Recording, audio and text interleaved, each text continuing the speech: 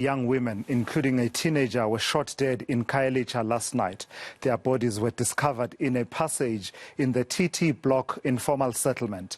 Western Cape police have assigned top resources to investigate the murders. The motive for the shootings is yet to be determined.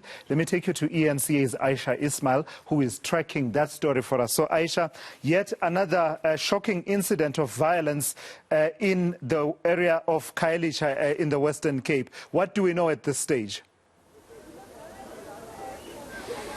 Indeed, Thulasizwe, and of course this time it's 3 young women that have been shot dead now. There's very little more information that we know right now. According to the police statement, the incident took place around 8 o'clock last night. People heard gunshots. They went outside and they found the bodies of these 3 young women aged 17, 20 and 21. They'd all been shot in the head. Now, unfortunately, we are not able to go to the scene of the crime. We're not even able to get close to the area due to service delivery protests taking place in Khayelitsha. We're now in Site B in Khayelitsha, and at the back, I'm not sure if you can still see a bit of smoke at the back there. There's a service delivery protest happening right there. The 2 main entrances into Khayelitsha have been closed by police, and in fact we've actually now breached the police cordon to come onto this bridge in order to get a bit closer, but we will try our best to get to speak to some of the people close to where the incident happened. And as you say, it is a sad incident. Not so long ago, you will recall, must have been in June this year, when we were in Gugulethu with Khayelitsha, where 8 people were also shot and killed in one house at a family gathering.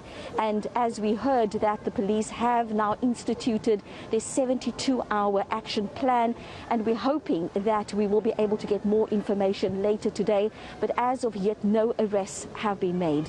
Do we have any detail, Ayesha, in terms of what is entailed in this 72-hour action plan? You always hear that being bandied about whenever there's a crime that shocks South Africa, that we are activating the 72-hour action plan. What does it entail?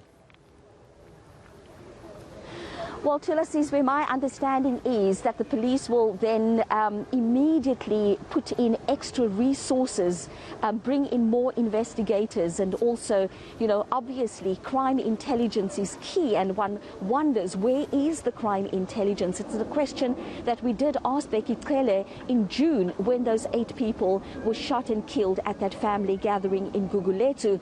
But as I said, my understanding is that the police, when they do institute the 72-hour action plan, it is about bringing in more resources in order to follow up these crimes that have been committed. But once again, it is sad that 3 young women aged 17, 20 and 21 were shot and killed last night in an area called TT block in Khayelitsha. Absolutely.